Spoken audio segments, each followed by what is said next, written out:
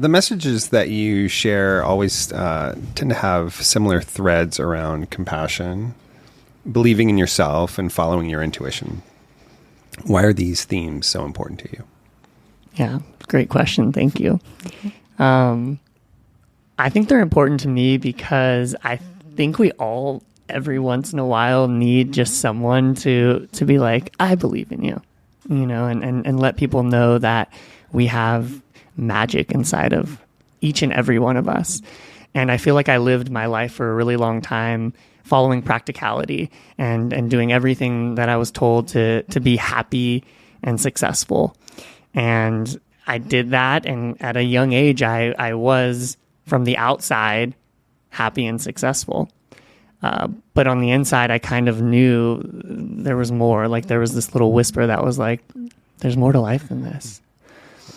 And so I started to follow that whisper, and I started to pay attention to that whisper. And so for me, it's important because I feel like it's completely changed my life to start leading with my heart and leading with, following what's exciting and following what makes me happy and what brings me joy. And, there's still practicality inside of me. There's still things that I consider myself a pretty practical person, even though from the outside it might not seem that way. But to me, it's just really important to find ways to follow that excitement and find ways to, bring more joy to your life. And then, as Jen said, it's like that rubs off on people. It does. And so I think when it comes to intuition, it's doing whatever you can to connect with that. I call it the whisper. That little whisper that nudges you on your way and just says like, hey, start a podcast. Yeah. and hey, pick up a guitar. Whatever that is, some people it's not a sound. Some people it's a feeling. Mm-hmm. And so to me, it's about connecting to it and then taking action on that. And I feel like I try to be a reflection of that and try to do whatever I can as deeply as possible. And hopefully that supports other people to empower them to do the same. That's great. I believe that to be true about you. I'm just curious, what is your human design profile? I'm a generator. You are. That's what I thought. Yeah. Okay. Takes one to know one. There you go. Can you describe a time when following your heart meant going against conventional wisdom or societal expectations? How did you navigate that? Yeah. So as I said, I kind of just did everything that my parents, society, whatever I was told was the scorecard of success, right? And so I went to college. I got a 4-year degree. I went straight into a career. I worked my way up. The owner of the company I worked for saw something in me and said, hey, let's start a healthcare company together. So I was the first employee of this pediatric healthcare organization. And I worked my way up and I ended up running, the whole division, and I got to hire everyone that I worked with. I had such an amazing team, and we were recognized as a top 10 best place to work in Arizona for 4 straight years of our first 5 years there. And so I'm just saying, like, I'm checking these boxes, right? I'm not trying to boast. I'm saying, like, checking the boxes, work for a great company, do all these things. And and like I said, there's this little whisper that's like, you're in an office, you're in this desk, like, there's more to life than this, right? And I think it started for me starting to realize that, like, there were things that were no longer serving me. I was learning these lessons that, like, you need to let go of everything that isn't serving you. Sure. And so at the time I was drinking. Since I was 14 until I was 30, I drank every weekend. Like, it was a big part of my life. And I stopped drinking. I stopped playing fantasy football. I don't see it. I mean, like, yeah. I'm trying to picture this, but okay, yes. This was a thing. I got, Seraphine and I got rid of our DirecTV and stopped watching TV. I wanted to, because the whisper was saying, you need to let go of these things, and you want to start reading, you want to start journaling, you want to start meditating. And so I honored it, and I knew that those things weren't serving me anymore. And so I started to do all these things, and I for the first 5 years of this company, I didn't take a real vacation. And it was also 24/7 care. So we took care of medically fragile children, and basically 24/7, someone needed something. So I took 3 a.m. phone calls, and I would have like these deep, profound, hard conversations. And then I'd wake up and do it all over again. To say I worked like, I was open 24/7, genuinely. And so I'm explaining all this to say, like, it wasn't easy to break this. I made great money. I worked for a great company, all the things that I was told, and I did it at a pretty young age. And I'm so grateful that I had all these experiences. I also got to have these really deep, profound conversations with these parents because I was essentially the closest person in their life outside of their family.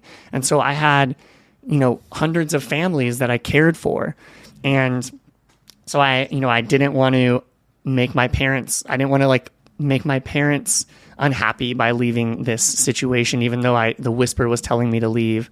I didn't want to leave because I had this boss that I promised I would build this dream with. I had all these employees that I promised we had this dream we wanted to build together, and I had all these families I wanted to take care of. So there's all these people that I felt like I owed something to.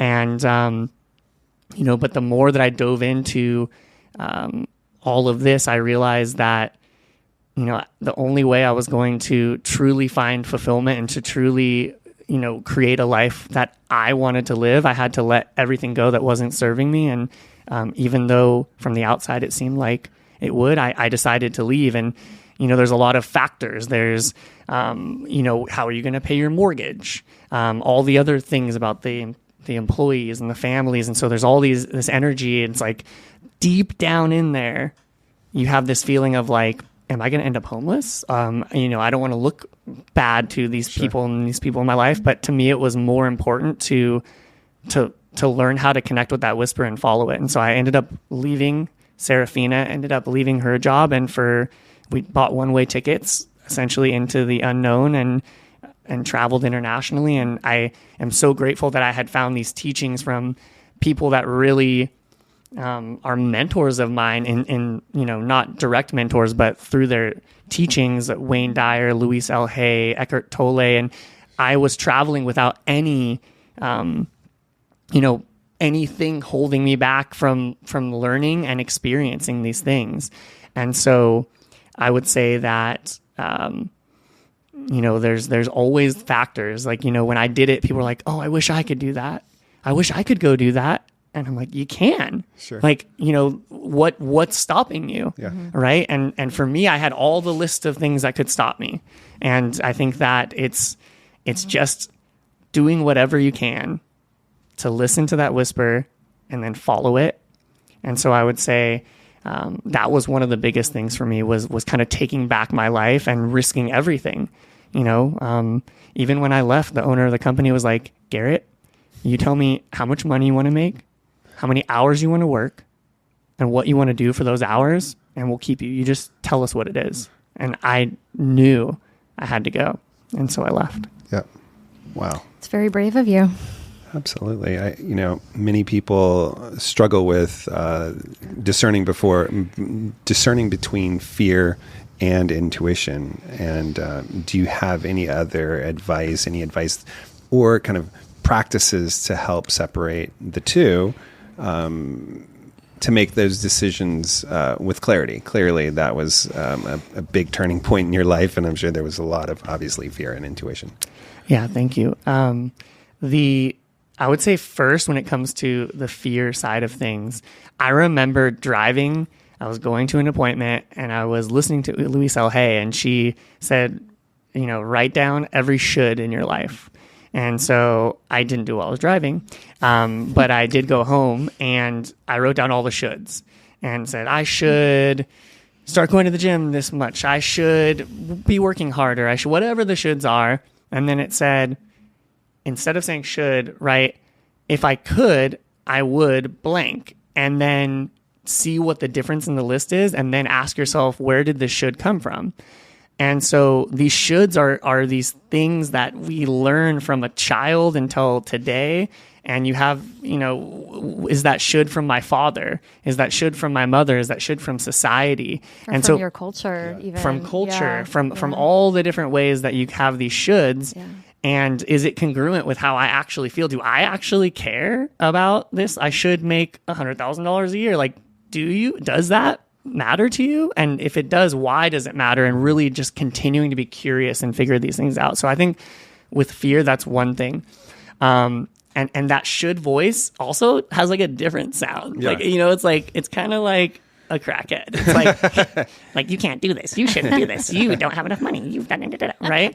But then you have this other voice, and that's the whisper. That's the way I differentiate the two. The whisper is like, you can do anything, and you, and as I grew up, this is something that like helped me with my discernment personally, is I was born with a cleft lip and a cleft palate, right? And so I essentially from my nose to the back of my throat, I had an open face, and I had to have surgery within days of being born, and 7 surgeries before I was even 10 years old. Essentially every other year from 1 to 16, I had to fix my face, and I was the kid with the scar on my face. Mm-hmm. And so growing up, I wanted anything to not let that be my identity. And so what I did was wanted to be the best athlete. And then in high school, I wanted to be the class clown. I wanted to be the funniest, because then I wasn't the kid with a scar on my face. Sure. Yeah. These are all ways to protect myself, right? I was protecting myself. And and as I got older, it was like I wanted to be the best employee and do all these things. And it was all these protections that I had. And and as I got older, I realized that there's that voice that's like, you're this or whatever. And those were the voices, the stories that other people were saying about me, or that I adopted along the way and believed them to be mine. But I always realized, as I started to pay attention to the whisper, I realized that whisper was with me all the time. It was with me on the, basketball court when someone said something, and I was like, it's like, you could do it, Yeah. And so the more that I paid attention to these two different voices, I could differentiate the two. One is the sound of fear, yep, and the sound of shoulds, and the other is my higher self speaking to me. And that's where a lot of my poetry, I think it's my higher self speaking to me, and I wrote these poems for myself. And then when I share it sounds like I'm speaking to people, but it's actually for me. That's great. But we're all connected, so it's like you're speaking to you, speaking to everyone, at the same time. It's like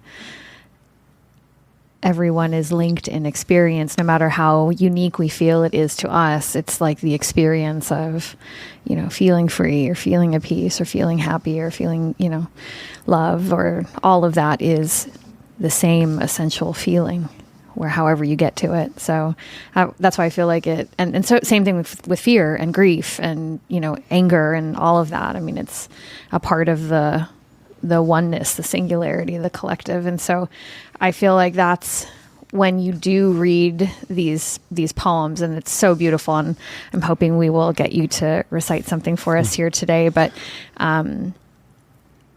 you can feel the energy, like when you do that in front of people, like a group of people, you can feel the energy in the room collectively is linked to UG-Link. And it's so, it's really cool. It's palpable.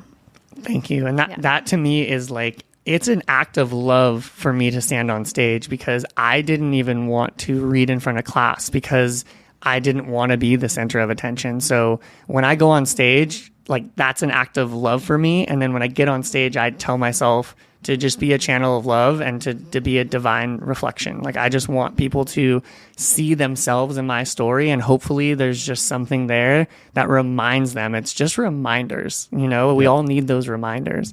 And to one quick thing to close up this like fear and love question.